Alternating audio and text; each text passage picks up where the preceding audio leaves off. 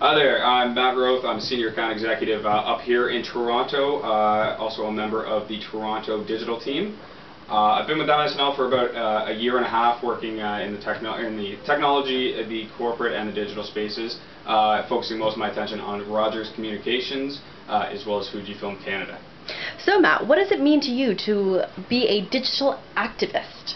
I think for me it really means staying on top and in some cases ahead of the trends, understanding what vehicles, what tools, what locations are really going to bring that value add to the client. I think we're still at a point, especially here in Canada, where we've got a bit of a bridge between the extremely savvy companies and the ones who are just starting to adopt it. So it's really about being able to find those tools that are going to make their jobs easier. And tell us your thoughts on the coolest digital project you worked on this year. Probably the coolest digital program I worked on this year was a program that we did for Rogers Wireless when we helped them bring the Android operating system, mobile operating system to Canada back in June. We brought on for our overall project a pretty well-known face up here in Canada, a guy by the name of Joshua Jackson, who you may be familiar with from Fringe, from Dawson's Creek, from 1 Week, The Skulls, it goes all over the place. Josh was involved kind of at every level. With I think the coolest thing that we did was we created a microsite for the day before the official launch that leveraged all the tools that Android is really well known for as far as how it's integrated with Google. I mean, Google Latitude, Google Maps, Google Search. And basically we sent Josh all over Toronto to secret locations. We had people, fans of his, following the website, trying to figure out the clues and trying to get down to the locations to meet with him, get his autograph, snap a picture with him, and get entered into a contest to win, the phones, the trips. I think the best part of that program, beyond creating the microsite and doing all the blogger outreach ahead of time and afterwards, was really about engaging people through the digital space and bringing that engagement offline. Bringing that experience into the real world, and then afterwards having them go back to whether it be Twitter, whether it be Facebook, whether it be whatever sites they're most common be, and talking about it afterwards. Great. And Matt, what is your prediction for the future of digital activity at MSNL?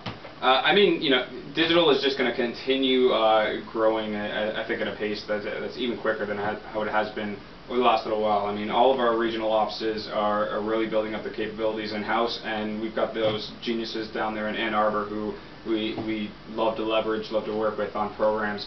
I think we're really going to see digital becoming a lot less of an addition to programs and really becoming the core. I mean, we're already starting to get to that space, and give it a couple more years, and a lot of these programs are going to be focused, one, on the digital space, and then two, on those more traditional forms. Fantastic. And what is the one website, application, or social media tool you cannot live without?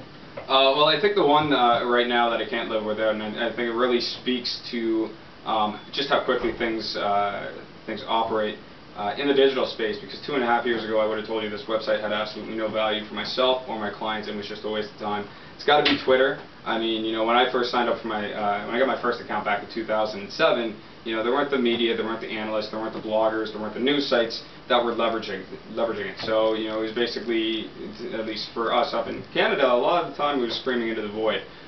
Today, I mean, you've got all of those key stakeholders that are thrown kind of out in every direction that you can pull in to your own into your own single stream, keep on top of. It really combines the best of of Facebook, of RSS, of going to all your different social networks and all your different news sites, and really brings the web, brings these communities to you. It also presents an amazing opportunity to start engaging with people who otherwise you might not ever engage with, while also keeping you connected with the people who you seem to get too much of on a personal level. But really, it is turning into that central tool, I think, for both a personal and a professional level of a lot of people. It's just going to keep growing. Thanks very much, Matt. Thanks.